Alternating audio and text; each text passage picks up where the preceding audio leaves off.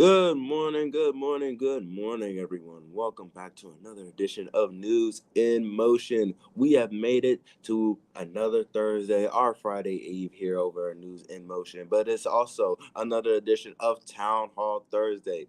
Now, we had our inaugural first edition of Town Hall Thursday last week, and everyone was loving it. So we decided, why not bring it back for another run? So today, here on Thursday, January 18th, 2024, we have Town Hall Thursday. We have a couple of guests with us here today as well to give their perspectives, along with Miss Gail Dudley. If you are new here to News in Motion, News in Motion is your new media outlet for relevant commentary and call to action.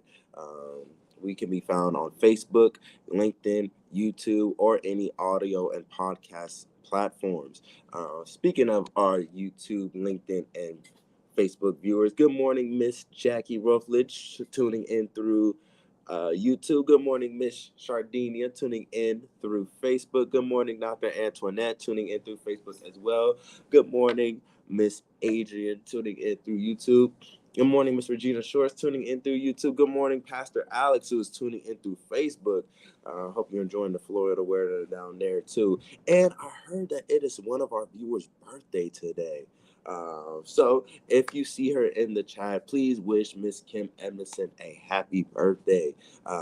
Auntie Kim, we love you, we appreciate you, and we wish you a happy birthday. So, without further delay, I don't know what we do over here. Let's get ready for some news in motion.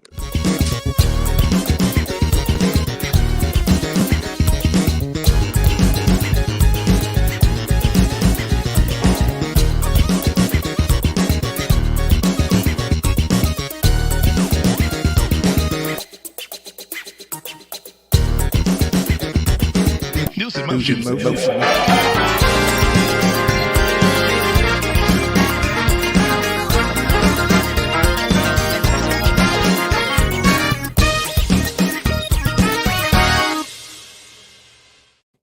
Good morning, good morning, good morning, good morning, good morning. I was trying to see where Isaiah left off. I see Marion Jackson in here on YouTube. What's up, Latrice Jones?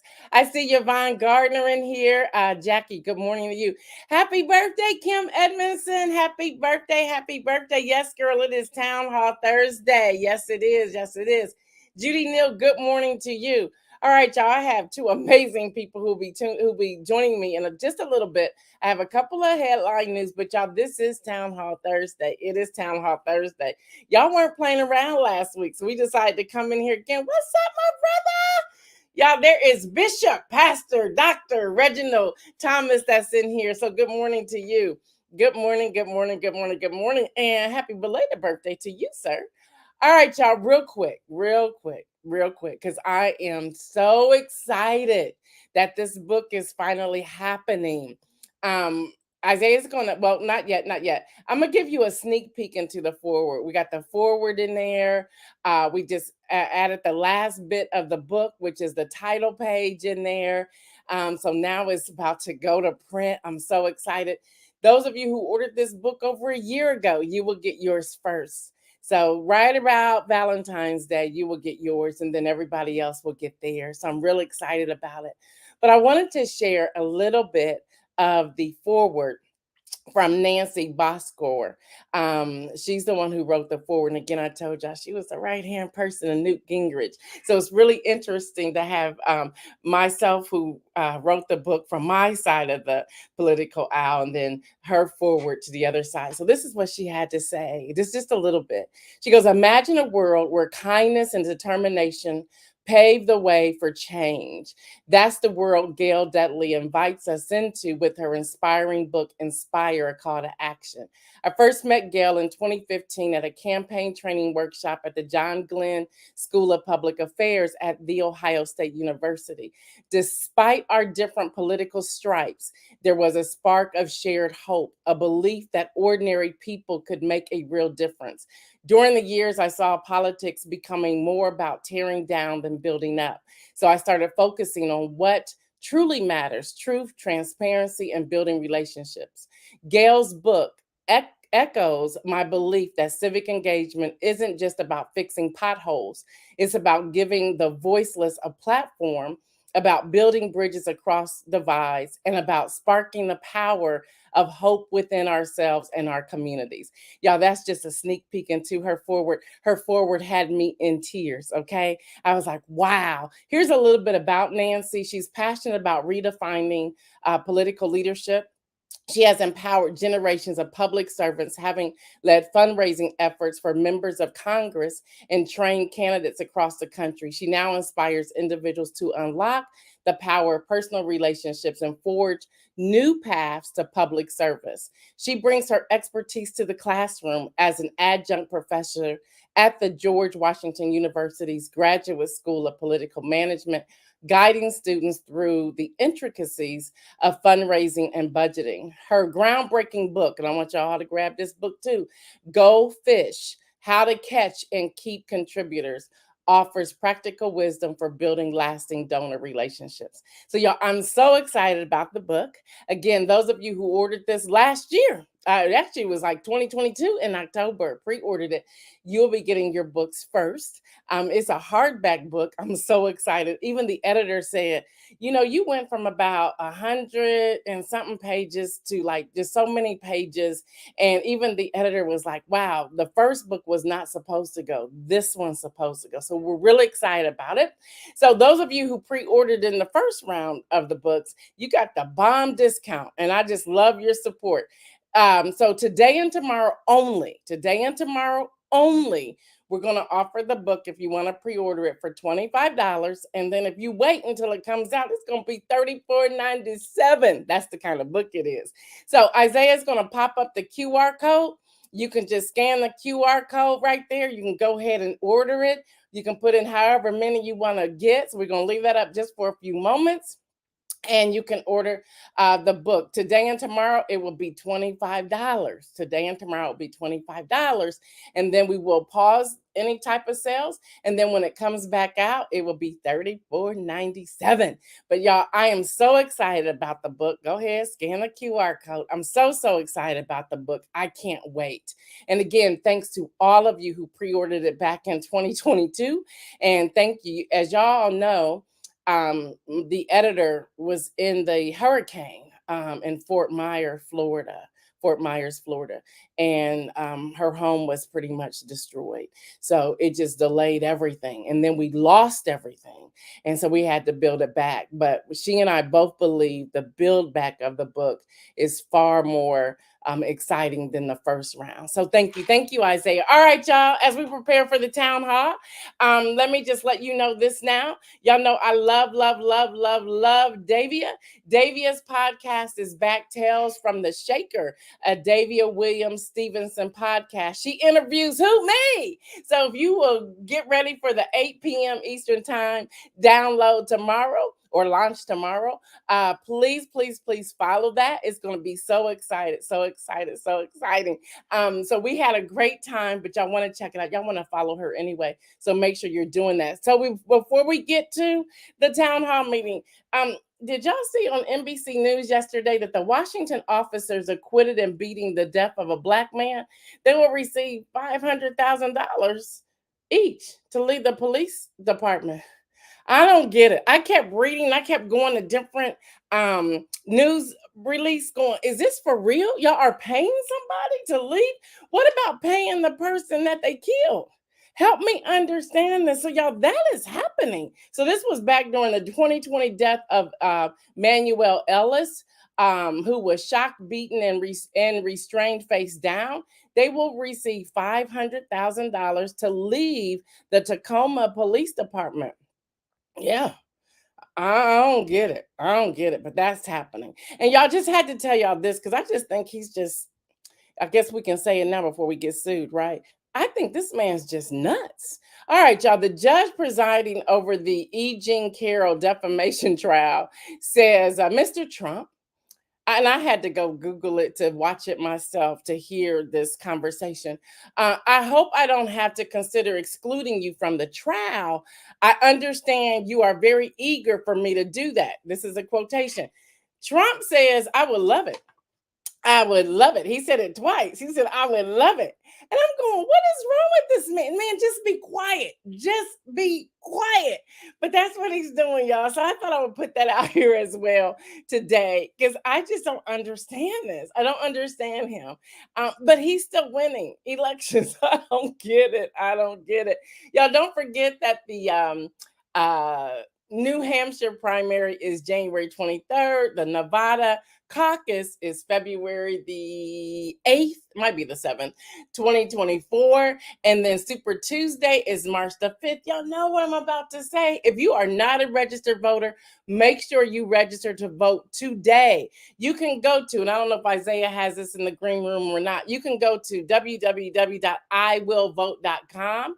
You can go to www.vote.us. You can go to www.whenweallvote.org. There are many of them. And while you're there, everybody check your voter registration. I've had people contact me saying, thank you for the reminder. I went, my name was spelled wrong. They had my old address. So if you have moved, make sure you update that information. Yes, Kim Edmondson, how do they get money to get fired? I don't know. It's blowing my mind. Yes, Elizabethtown. So they're getting paid for killing this man. Yeah, that's what I said too. All right, y'all, we got to get in here. We got to get in here. Come on in here, Dr. Derrick Holmes and Lora Williams. Come on in here, y'all. We're about to talk town hall when it comes to the Electoral College. Good morning, good morning, good morning, good morning. Derrick Holmes, where are you? Where are you, Derrick Holmes? Right here, right here. Oh, I'm right here, right here, right here. Right I promise I'm here. We're about to have some fun. So first off, y'all, the Electoral College is how we refer to the process of which the United States elects the president, even though that term does not appear in the U.S. Constitution. I went looking for it. I had to go check this out. In this process, the states, which includes the District of Columbia, just for the process, elects the president and the vice president. Now, we also know, we hear this all the time, the magic number is 270. Who's going to be the first one to hit that number, 270? So let's start talking. And we have the House of Representatives, which are 435 members, and we have the Senate, the Congress, the Senate at 100. Plus, we have the additional 3 people who live in the District of Columbia. So we get to that threshold of 270. I went to the National Archives. I went everywhere looking for everything I wanted to understand about it so that we can talk about it here. And I also have some questions. People want to know, I'll start with you, Laura. People want to know why the Electoral College. I would love to hear your feedback and you're for or against it and why not. And everyone who's tuning in, start throwing in your questions. Remember, the moment the questions stop coming in, the segment is over. So go ahead, Laura. I'm throwing it to you first. Okay, great. Good morning, everybody. I was so excited last week when you announced even having this type of a forum because I really just enjoy listening to you and hearing your perspectives on things. And when you said you were going to give us an opportunity to ask the questions that we had and really just kind of have an open dialogue about some things, I thought this would be a great opportunity for me to ask you the one thing that has been frustrating me since Al Gore lost his election. Like I was outraged. That it seemed like my opinion, my vote didn't matter. And it came down to some people in a state that at the time I didn't live in. That would be Florida. But at the time, I was thinking to myself, why are they deciding who's going to be our next president? I felt like all of the power in that election went to one state. And so that's when I first really kind of started to learn about this whole Electoral College thing. And I began to wonder then, why, as a nation, didn't we rise up and say, enough of this, this is not going to happen again? that just a few states get to decide who the president is going to be. That's what it seemed like to me. It seemed like all the power in determining the outcome of our elections was coming down to just a few states, and the will of the people was not being heard, was not being respected. And so fast forward to Hillary Clinton's election, and then I'm like, it's even worse. It's even more egregious. It's like, when I tell you I couldn't work for a week behind that, I was so devastated, like just devastated after that election, because it was even worse.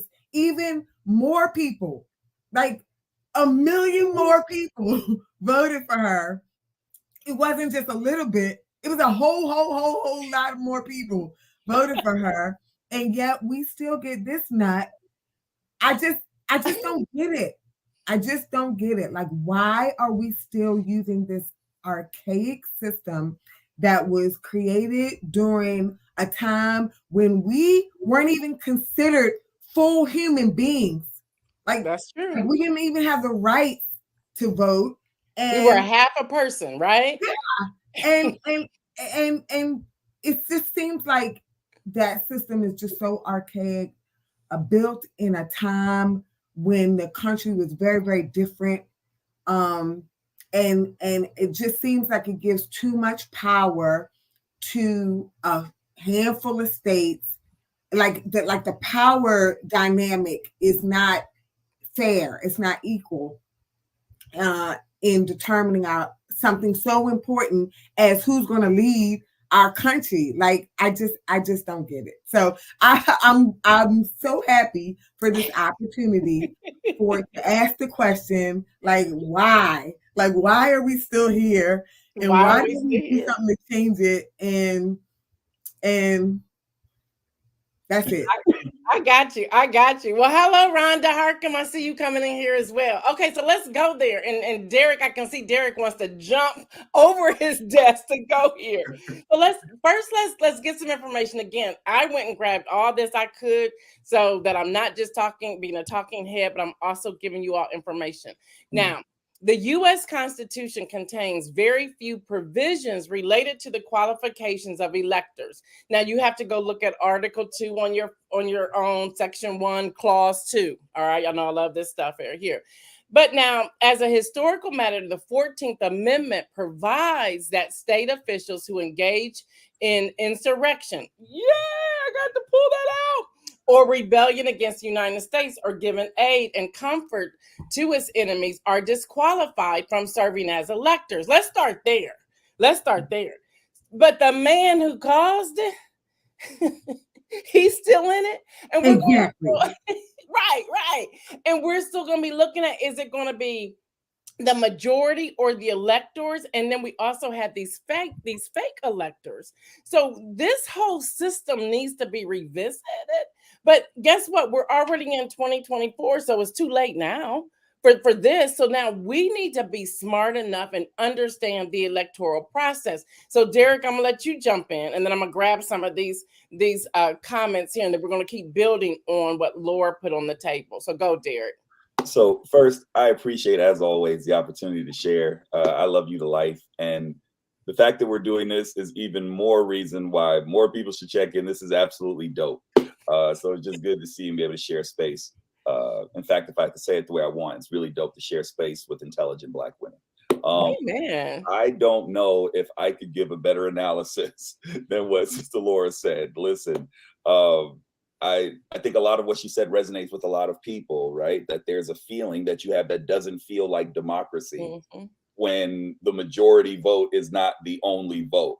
But I think to the question, right, to the notion of, why are we here? Why does this still happen? I think we have to be honest. I think that what you said a moment, Gail, as early as yet another instance where there's implication but no indictment from police, and another instance where the person can literally bust the Constitution and still run for the presidency, right? In a moment where in Florida, they can just throw away 20,000 votes. By the way, 20,000 votes of people who look like me, right? Right. We just have to be honest. Let's not forget Virginia either. And Virginia, right? We can call the roll. It's happened in Virginia and Florida. It happened in New York. It happened in New York.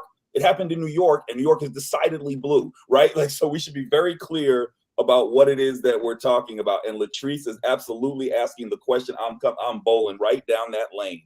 Listen, we have to be honest about the fact of what this is. The Electoral College is white privilege in policy. Listen, we need to be very clear that whatever argument you want to have about why there's an electoral college because it gives more power to smaller states, it is not my fault that you live in North Dakota. It is not my fault that you live in any of the Dakotas. And listen, the popular vote should be the only vote. And let's go even deeper. When we talk about the states that benefit from the electoral college, the truth is not conjecture. The truth is they look a certain way. Their demographics are a certain way. They represent a certain amount of people. So what does it mean to give a certain amount of people more political power in terms of an election than other folk? That's privilege. There's that word again. Listen, we have to be honest about what this is. And the way that we fix it, even though it's 2024, and I hear you, and you're right, and we should treat this election cycle with interest, right? We should treat it with urgency. We shouldn't wait till October to get excited about making decisions. We should be informed and enlightened. That's why platforms like this are so important. But we need to be talking about it now, right? We wouldn't even be having these level of conversations about a man who lies about his money and has 42 open sexual misconduct cases if it not for and 91 indictments. And 91 indictments. Right? We wouldn't even be having this conversation if it weren't for the Electoral College. The truth is, it does more harm than good. Whatever argument that you make around helping other places be relevant, it just doesn't hold up if you travel the logic out. It lends to the notion of swing states, right? But we don't even have those. We don't have many of those anymore because now they're not saying swing, they're calling them purple. So when you talk about Florida, Florida's now kind of purple.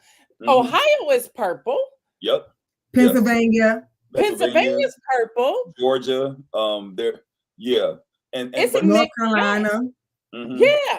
Now, Derrick, I don't want to cut you off. I'm going to read this, and I'm seeing y'all are in the chat. I'm loving it. So, it says, what proposals have been made to change the Electoral College process? Because I was, y'all know me, I'm nosy, I go digging. It says, reference sources indicate that over the past 200 years, y'all, more than 700 proposals have been introduced to Congress to reform or eliminate the Electoral College. There have been more proposals for constitutional amendments on changing the Electoral College than on any other subject. The American Bar Association has criticized the Electoral College. What you're saying earlier, Lord, saying this is ancient. This is ancient. It's over. And they're saying that the closest it got to anything was in 1987. 1987. That's the closest. And so here we are again, still dealing with this. And people, let's go to Iowa on Monday. How in 36 minutes, a caucus was called by the Associated Press, no less. And it kind of like fed the narrative of what the former guy was saying for the past 3 years. And so some people can't even respond to them calling that early because then we will be agreeing with what he has been saying for the past 3 years. Y'all, he's not dumb. By any means is this man dumb. So he fed this narrative. But at the same time, people, including our millennials, were getting ready to complete their paper ballot. They decided on their cell phones, they see that they've already called it. They put their paper down and walked out. So people are saying, I'm not going to be heard anyway, because they've already decided who won, but I wasn't going to vote for him. So maybe he would not have received 51% of the votes. Yeah. Okay. And let's also not forget that 50% of Iowans, really 49% of Iowans, they're not for him. And I've since learned that only 5% of the eligible voters voted at the Iowa caucus. And how many people were excluded? But the spin is he won and he's winning. That's not necessarily the case. So something like this, dealing with the polls and dealing with who calls first, this electoral college is in trouble. It's in trouble. Lora, I see you wanted to say something. Go back. I just, when you bring up Iowa, oh my goodness. When I think about how representative that state is of other states that look like that state, it makes me even more afraid about this whole electoral college process, because listening to some of the polls that came out of that caucus, it makes me afraid, because a lot of them still don't even believe that Biden legitimately won the last election. Right. So it makes me feel like states like that, with this whole electoral college process, if they don't even believe the facts that have been proven time and time again since our last election, and those are the types of electors that we're sending to vote for our president, I'm thinking to myself, if they don't believe facts, they don't believe truth, all they believe is what this nut is saying. Like, he could say anything and they believe it. Like, those are the people that are representing those states when the electoral colleges convene and they're casting their votes. It just boggles my mind. And I get that it will take a super majority of states to change to vote this down and completely get rid of it. I get that. And there are states that are never gonna vote for that. They're never gonna support that. They're never gonna want to give up the powers that this system gives them, right? Right. But at a minimum, can we make some changes? Can we do something to just revamp it a bit and make it more fair? Yep. We will have to, first of all, stand up and talk. And it also starts with voting in people into Congress who can make that decision. Okay, they have to put it on the table. There has to be a bill that goes forth. But we, the people, the constituents, we have an opportunity to say, okay, can you put this bill? And it starts, I believe, and Derrick, Lora, you can correct me. I believe it starts on our local government front first, and then it has to move up from there. You're right. Derrick wants to jump in, so go ahead, Derrick. I didn't cut you off. I'm sorry, but you're right, and it goes back to the question around how we change it, right? Someone just mentioned it in the thread that there's something wrong when we have legislators and public servants who do not represent the interest of the people. Listen, people move different when they know their job is in danger, and this is a bipartisan agenda that I'm talking about right now. Because be clear, there are people who are not on the side that I'm on, right? There are people who are on the red side of this who still don't fool with the guy who came out and did in the Iowa caucus, right? So we should be very clear. If you don't represent my interest, you don't get to represent my interest, right? First of all, we have to be very clear about who we put in those places. Second, the way in which we navigate this, change doesn't happen from the top down. It happens from the bottom up, right? So there has to be pressure on our end to begin pushing that now, right? It has to be to the point that by the time we get to debates, that it comes up in those questions. Hey, people are complaining about the electoral college. Hey, your base is saying that they no longer want an electoral college because the popular vote should be the only vote. Hey, there's a way in which the Constitution isn't lining up with this function. And by the way, democracy that doesn't feel like democracy doesn't count as democracy, right? We have to reframe the way that we think about this system. We have to reframe the way that we're thinking about this. And it's not, I hear your point, Sister Lora, right, around, at least maybe even modifying it. Listen, some stuff is just broke. And some stuff you just can't fix. Some stuff is just wrong. I don't want warmer, fuzzier wrong. Listen, I want something that works, especially in a moment we're in now, and especially when there's a younger generation behind us who don't have time for any of this. If we're not careful, this is the truth. Yeah. I pastor young folk. Listen, this is the truth. If we are not careful, the generation behind all of us will be so disincentivized to cast their political vote that those who are in power will try to take advantage of that and will push the needle backwards instead of forward. So yeah. I hear you, and I think you're right. I think you're absolutely right around raising awareness around it. I think you're right to talk to the emotion behind it. right? That I feel a way when my vote doesn't matter. Yeah. Right. So you get me out to vote. So our churches go and motivate people to go vote. So we raise awareness on platforms like this, right? So we make sure that we're learned and studied. So we make sure we're studying candidates. That work that Gail's talking about, that takes time, right? It Like takes a lot of time. to do that, to go through all of that, to then know that there's a whole other process in place that only certain people can be a part of, right? That dictates who actually runs things. And I think that we need to just be putting the right type of energy towards abolishing it. I feel really strongly around abolishing it. Let me share this. Because this I'm going through some of the threads so I can come back and grab some of this. And Davia says, I don't like the purple description. It takes away from the urgency to vote, in my opinion. I agree with you. And they've come up with these different terms. They went from blue to red to green. Now it's purple. But listen to this. The question, do electors get to vote twice for the president? The electors do not get to vote twice for the president. When they vote in November general election, they aren't electors yet. They are voting for themselves to be electors. Then the other part, this was in here somewhere earlier, and I wanted to grab and make sure I put this out here. The winning presidential candidate slates of potential electors are appointed as the state's electors, except for Nebraska and Maine, which have proportional distribution of the electors. In Nebraska and Maine, the state winner receives 2 electors, and the winners of each of the congressional districts, who may be the same as the overall winner or different candidate, receives 1 elector. So we also have this. Some only get 1, some get 2, some get more.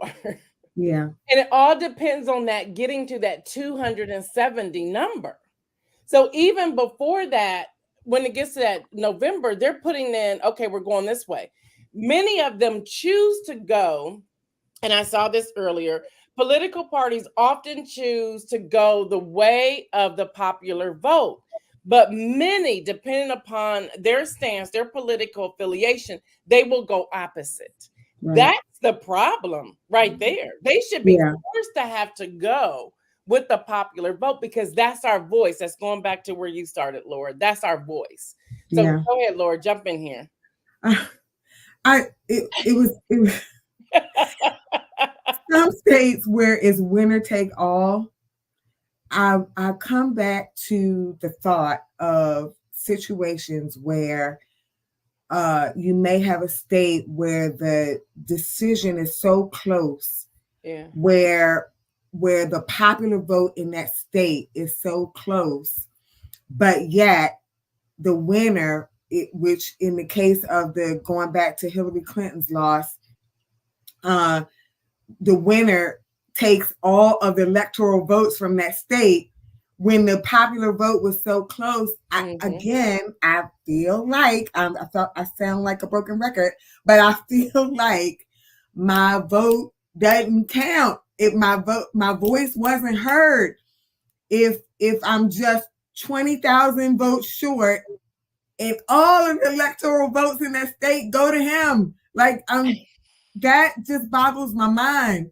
So that's why I was talking about. I hear what you're saying. I don't want a warm, fuzzy wrong. If it's wrong, it's just all wrong, and it just needs to go. Yes, I'm with you there. But I'm saying I just would even accept just a change rather than to just leave it the way it is right now. Because right now, I feel disenfranchised. Right now, I feel, and you talked about these young people. My daughter is a democracy fellow on her campus, advocating for voter registration and getting people out, getting these young people, her fellow students, out to vote. And she's working tirelessly all year long, trying to encourage her fellow students to take this thing seriously and get out here and let your voice be heard. But she said the feeling of her fellow students is just like, it's just apathy. Like they feel like their vote doesn't count. It doesn't matter. Like, why do I even try? Like this is what our young people on these college campuses are feeling. And you know, she goes around, she speaks to other her representatives at other campuses, and it's a similar story. Like we gotta be careful not to lose the fire of these young people who can rise up and make a difference. But see, but to your point, this is I'm glad that you framed it that way, because the moment is like now, right? That's the way that we have to be thinking about this. When we think about the amendments, I love what you said earlier about the way in which the nation state sees us. We're 3/5 of a human in this country. By the way, that's still there on the letter. Just to throw that out there, right? So as we're seen that way, we have to understand that what we get is not given to us out of politeness and kindness. What we get is when we push for it, and then we make amendments, and then we push for amendments, right? Voting rights was pushed because we knew there needed to be a change to the Constitution, right? Civil rights was changed. Title IX, right? All these other things that happen because we push the envelope. So this is just our moment. What I say to young folk and older than young folk all the time is that our moment is now. Our moment is now to be not just doing this part. This part's healthy, right? Having the conversation about it, talking about what it looks like, strategizing, making sure that we're strategizing with people who are value aligned. We want to connect with people who have our same values, share our same interests. But then it comes down to navigating policy. When it comes down to letter campaigns, and when it comes down to pushing officials, when it comes down to reaching out to your representative, here's something that everyone watching this can do right now.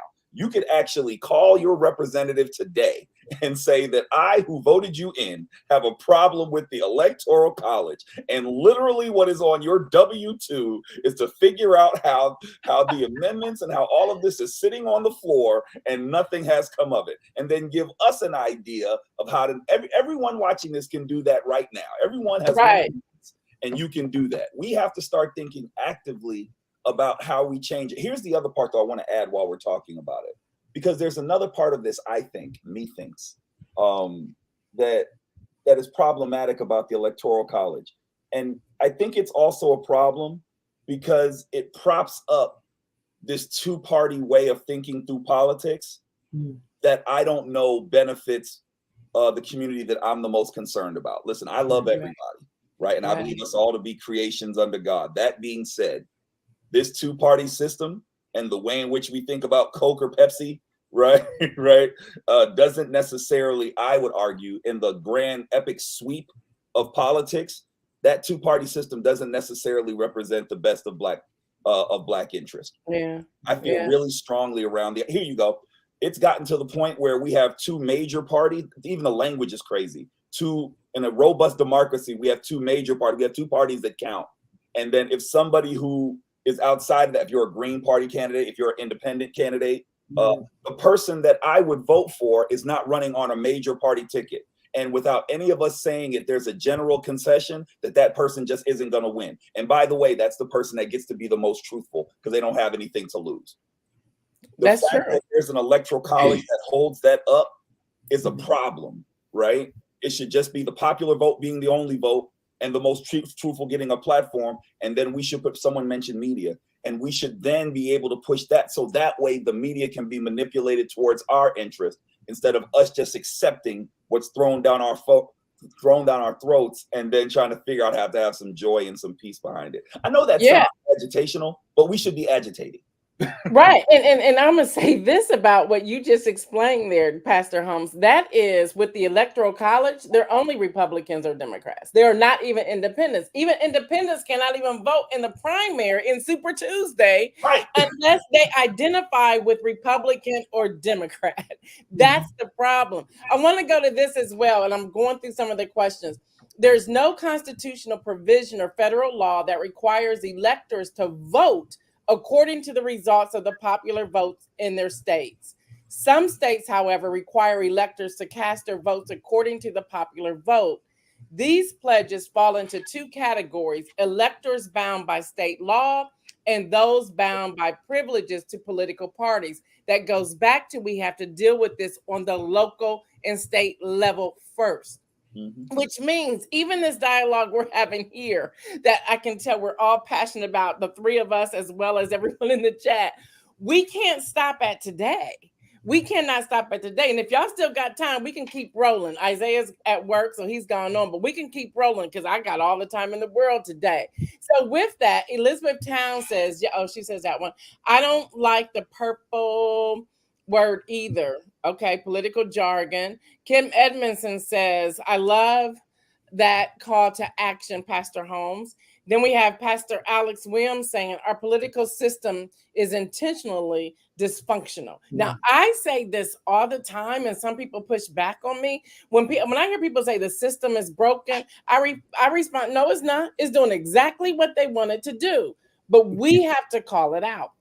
But also pay attention. I'm sorry, Laura, I know you live in Florida, but also pay attention to what I shared yesterday about these 3 Florida bills. Okay, they're making bills to silence people. Yeah. Senate Bill 1780, Senate House Bill 757, and then there was one more I shared with you yesterday. Even saying the things that we can say from our platforms, they put in every possible. They closed every possible loophole there is. News media, books, making a presentation, church, from the pulpit. Like if you use the word racist or call somebody a racist, they can sue you. And just because you don't live in Florida don't mean you can't be sued. If you say from Baltimore, Maryland, that Governor Ron DeSantis is a racist, they can sue you because that's their bill. And I said yesterday, and I'll say it here again today, there are states waiting to see if those bills pass. Exactly. To a city near you. Exactly. It's happening in Florida. It's happening. Go ahead, Laura. I didn't mean to cut you off. Go ahead. I was just agreeing, co-signing what you're saying. Guess what, America? This nut, when he gets his way here, please know that his cronies and his friends across the country are going to follow suit. They're waiting. This is not just a Florida thing. This is not just a Florida thing. And guess what? We're worrying about this Trump. If anything happened and Trump don't win, DeSantis is coming right behind him. And he's worse. He's like, worse. He's a Harvard, Judas, right? He's a Harvard-trained Trump. So get ready. Look, what's up, Greg? What's up, Pastor Greg Harkin? What's up? Listen, and thank you, Marion. The other Senate bill was 1086. So there are 3 bills, and I shared yesterday. And if you did not watch that one, I would encourage you to go back and watch it. It's on my YouTube, but go back and look at it because how they have those bills set up, it's like crazy. And you're right, he's that kind of smart.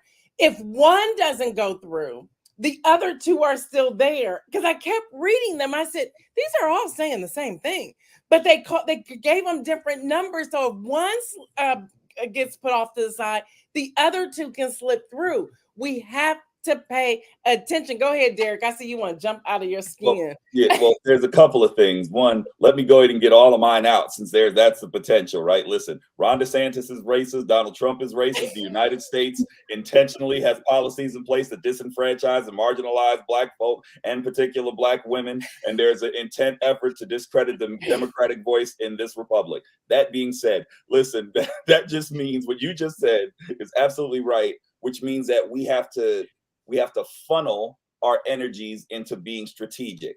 Because be clear, and I think someone said it in the comments too, one of the things that doesn't benefit us in this moment, I think it's important that we call things out, right? Yeah. Like my grandmother used to say, you ought to be able to get it where you did it, right? Like that, I believe in that. And it's important that we call things out. But what we also have to be doing is that we have to be careful not to fall into the trap of the personality-driven politic, right? What we have to be focused on and what we should be asking when we log off of here is what's our strategy? There is enough genius in the Black community. I believe this. And listen, I'm a Harvard alum too, right? So I get it, but there's a lot of stupidity that's accredited. Hear that however you want to hear it, right? But I really think what we have to be engaged in is navigating our strategy, right? And who do we need to be talking to? How are we power mapping the ways in which to get our voices heard before we get to a vote? So that way voting's the last thing that we do. Right. So we've organized on the ground. So we've gotten the right people in the right rooms to have conversations. So we figured out what it looks like in Florida and in Ohio and in New York and in Oakland and in Texas, right? So we figured out who are people who are on the other side of the aisle who aren't as far off as we might think. who are a lot more connected to common sense politics, right? So that way we're navigating this out, and then we're watching and we're taking notes. Because be clear, this stuff isn't happening behind some veil, and then we just happen to see it, and oh my gosh, this happens. It's right in our faces. It happens right in front of us. And by the way, that's disrespectful too. That these people are so marginalized, right, and so disenfranchised that we could do this right in front of them, and they're not going to do anything about it. And so I just offer that because, one, we have to maintain our audacity. There is something righteous about our indignation. We should be angry. If I had more time, I tell you that God gets angry about it too, right? But we also have to focus our work around strategy. Listen, our job is to change policy in this moment. We have to be thinking about how do we amend the Constitution, right? And even though it's not in the how do we use the Constitution to insulate us from the reality of from an electoral college? That should be our focus. And if that means putting people in place, if that means putting people out of place, if that means putting people in the right position, if that means having candidates that come up from the ground. Listen, when we do those things, that's when the magic happens for us. When we do that, right? The Montgomery Improvement Association, that wasn't something that was a high level thing. That was local folk saying, we're not doing this. And then it caused the nation to change, right? Yeah, and we cannot get tired. And speaking of that, I was wanting to get the title of the book. If you all have not read this book, put it on to read before March the 5th. And that's Liz Cheney's book, Oath and Honor. That book is off the chain, and she holds nothing back. Agree or disagree with the politics. And again, I want to say this: stop not reading something because you disagree with them, or don't listen to Fox News because you disagree with them. You better listen to see what they're doing and see what they're talking about. We cannot be afraid to do that. I shared yesterday how people do not want to read. They just hear the commercials and they don't want to go and do the investigation. We have to do the investigation. We have to. Kim Edmondson is saying, yes, what is the strategy? Yeah, we can go on and on. This is just too good. It's just too good. But we cannot stop here. Yeah, we have to put a strategy together. We have to start having the conversations. I have two millennial adults. So that didn't make sense. I have two millennials who are my children. I was like, that didn't even make sense. But they both, and they challenge me, and their friends challenge me. And it goes back to what Lora said with her college student, her daughter, that why are we doing this? What's the point? It's not going to matter anyway. Take Ohio. I'm in Ohio, the state of Ohio. They are still trying to unravel what was passed on November the 7th. They're still trying to find a sneaky way around what the people voted. And they're like, we're going to hold off on this. We're looking at something different. We're going to do this. They're trying to finagle a different rule, a different law to still shut down what the people said. We don't want it. We don't want this. We want this to go through the way we want it to go through. That has to stop. So our vetting has to change. And I believe this electoral college can begin to change if we start doing it on our local level, which means we have to work. I cannot tell y'all how many people say to me, I'm so over the political language. I'm so over politics. I'm so over the news. I'm no longer going to pay attention. And I say to them, that's the most dangerous thing you can do because they're waiting for you to get that. Counting on it. Yes, Laura, they're counting on it. So Laura, let's see. Craig says, this is great. We need each of you on CNN. Hey, but CNN's firing people who look like us for whatever reason. They wouldn't allow this conversation. Dr. Antoinette says, what does it say about the forgout? Y'all know I can't see sometimes. I can't see of our political infrastructure that's questioning the process and holding persons accountable for their actions as deemed as un-American. I can put that up too. And then Elizabeth talks about educating. Because God forbid that something actually changes in the name of accountability. Right? Like, God forbid, because here's the thing: there can't be justice without accountability. That should really frame the way we think about all of this, right? that there can't be justice without accountability. In fact, what would we even call it if there was no accountability? And so that should be the impetus behind the way in which we start thinking through a strategy to change policy in that way. And I just think, I really believe this, and maybe it's the Jesus in me, but I really believe that this is just our moment. I do too. Think history has moments throughout the history of our people. There have just been moments where we just said enough is enough, and we're just going to go ahead, and this is the fight that we're going to pick, and then we're just going to fight it until we win, right? And then we're going to push the needle forward for the babies that are behind us. And so I just really feel across the board, right? But specific to what we're talking about, this is just our moment to activate and to really be serious about what it means to push policy that ends up making things better for our people. I really absolutely. And aren't we supposed to be shrewd anyway? Doesn't the Bible say something about that? Hey, listen. You're telling the truth. Are we both true? Let me read this, and I'm going to pass it off to Lora for her final words, and then Pastor Holmes is going to give us the inspirational message. It says, if the electors, I need to go get my glasses changed. I need to get my eyes checked. If the electors vote for president, why should I vote in the general election? I left that one for last. And y'all can find all of this. I went to the National Archives. Y'all can find all this on National Archives. It says, during the general election, your vote helps determine your state's electors. When you vote for a presidential candidate, you aren't actually voting for president. Now, that one right there just kind of like made me real mad, so I highlighted it. It says you are telling your state, back to the local and state government, y'all, which candidate you want your state to vote for in the meeting of electors. See, we're not talking about this, and I'm glad we're doing it here on News in Motion. The states use the general election results, also known as a popular vote, to appoint their electors. The winning candidate state political party selects the individuals who will be the electors. So y'all, that's another piece that we have to step up and say, and I saved that to the end because I know y'all going to go off on me. My brother says, be wise as a serpent and harmless as doves. Listen. Yes. And somebody said, Rhonda said something. Rhonda said, we can't get tired or operate out of emotions. You're absolutely correct. We get excited to act for a moment, for about a week. Then we abort the mission. Girlfriend, we've been talking about this on. Yes. Even in our protests, we protest, and then everybody gets tired and go back to business as usual. And then we have to start the thing all over again for the next protest, and everybody fall back again. They're lazy. And I think, y'all got me. Thank you, Rhonda. Now you got me going somewhere else. I think we all need to identify our passion point and work within that passion point.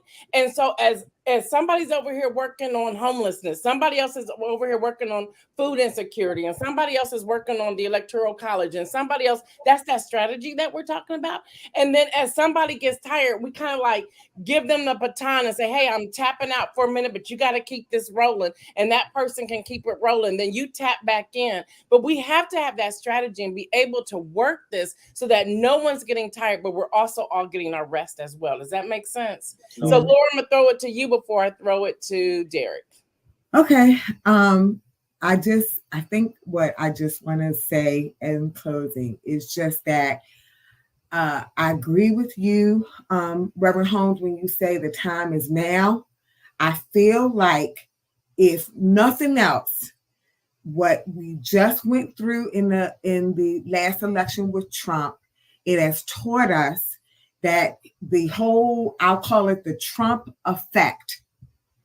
It has taught us that now a large portion of our country has been empowered to rise up and make the changes that they always wanted to see, but never felt they could really actually do it. They've been empowered to make changes. They're already changing laws on the local, state, and federal levels. They're already pushing their agenda. They're already advocating for the change they want to see. And now I just need us to keep that same momentum, be fired up by that same Trump effect, because it's crazy to me that after we have seen who he is, we know what he does, We know like his lies, and yet they still want him. They still want him to be the president again. Like that is just boggles my mind. So those of us who don't agree with that, those of us who want to change, those of us who want to be better and see better and do better, we need to take that Trump effect and be just as energized and just as fired up about advocating for the change that we know is right. The change, if we want our voices to be heard, we need to be advocating on the state, the local, state, and federal level as well, pushing our agenda, making sure that our voice is heard, making sure that laws are passed that support us and don't allow us to keep being marginalized. So and disenfranchised. I just want to implore us to not give up, do your research. You know, I think I took this whole political system for granted when I lived in Maryland, because the people in Maryland largely believed the way that I believe. But now that I've moved to Florida and I see that the people here don't, now it's forced me to do my work, do my homework, know who the players are, and advocate. And I think we all need to do the same thing in our respective states. Let's not just sit down and be rolled over. Yeah, I'm for that. Thank you for that. Thank you. As I get ready to turn it over to Derrick Holmes for the inspirational message, y'all make sure you check your voter registration. Seriously, you can go to iwillvote.com. You can go to whenweallvote.org. You can go to vote.gov, vote.us. Check your voter registration. If you know people in your sphere of influence who are not registered voters, encourage them. This is a time for voter empowerment. I'm taking your word, Derrick Holmes, for voter empowerment to make sure people are registering to vote. Y'all know we are here now Tuesday, Wednesday, Thursday, 7:25 a.m. here on the News in Motion Facebook page or my YouTube, which is youtube.com/Gail Dudley, or LinkedIn. And all past episodes are also available. So I'm going to take myself and Lora out again. Thank you, Lora, for hanging out with us. And I'm going to turn it over to Derrick Holmes, who's going to take us out of here. Thanks, Gail. I appreciate that. What a robust discussion. And it's just good to be able to share space with you all. Hey, listen, we are in a moment. It's officially the new year, right? And 2024 is a huge year for our people. It's a huge year. And not only huge in terms of an election year and but also in terms of what I would contend God has for the people of God. Listen, there's someone who's watching this right now who did a bunch of work in 2023, who sowed and they put tears and sweat equity into the thing. And I showed up to let you know that 2024 has the potential to be your year. 2024 has the potential to be our year. But we will miss it if we are not arriving into this the right way. I want to say that again so that way you can tweet it. Listen, you did work in 2023. You went through some stuff in 2023. In 2023, it got heavy and you got tired along the way, but you did it anyway. You put all that you could into it, and it seemed like that there was nothing that was going to come out of it. I need you to know that in 2024, that this has the potential to be your year, that the Bible teaches that it's impossible to sow without reaping, that what you sown in faith, you have the potential to reap as long as you're showing up to it the right way. So because I'm talking to savvy, sophisticated, sagacious folk, you are probably saying right now, Pastor Holmes, what is the right way? How do I show up so I can get what God has for me? And listen, I want to give you something to think about, because maybe you didn't go to Bible study this week. If you happen to have a good Bible and you go to the book of Galatians in the 6th chapter and the 9th verse, there's something real small there that should really fasten the way that we think about going into this year. I've done it in 2023. 2024 has the potential to be my year. If I'm doing the right thing, if I'm going into it the right way. How do I go into it the right way? Here's what it says. It says, be not weary in well-doing, for at the proper time, we will reap a harvest if we do not give up. Listen, so many times we allow the frustration and the emotion and the irritation and the aggravation and the agitation of what we have to live under to push us to the edge of giving up, to push us to the edge of our patience, to the edge of our strength. It is so much easier to do nothing than to actually do something. And the way that we get the most out of 2024, and quite frankly, every other year after that, is when we make up in our minds that we just have to keep going. Now is not the time to stop praying. Now is not the time to stop working. Now is not the time to stop sacrificing. Now is not the time to stop resisting. Now is not the time to stop reading. Now is not the time for you to not do the thing that won't let you go in the midnight hour. Listen, this is the time for us to lean in. Did I mention that it was an election year? Because it's totally an election year. And this is not the time for us to give up on politics. This is the time for us to be aware. This is the time for us to organize our communities. This is the time for us to agitate our elected officials. This is the time for us to start training up the people that we want to lead us down the road. This is our time. We cannot be weary in well-doing. Now is not the time for us to stop, because we are on the right side of this. And when we look back, we will see not only the things that God has stored up for us, but how great and glorious our God can actually be. We know that God has been good. The history of our people has been God opening doors for us and making ways for us. The history of our people is us being able to hit straight licks with crooked sticks because God is faithful. But for all that God has done, we have so much more that we can see. God has so much more in store for us. So my brother, my sister, my people, listen, you need to know that now is not the time for us to stop. The time is for us to keep going. And if we are not weary, in our well-doing, for all of the sowing that we have done, so also shall we reap if we do not give up. I pray that made some sense, and I pray God bless you. Take care. I'll talk to you soon. Peace.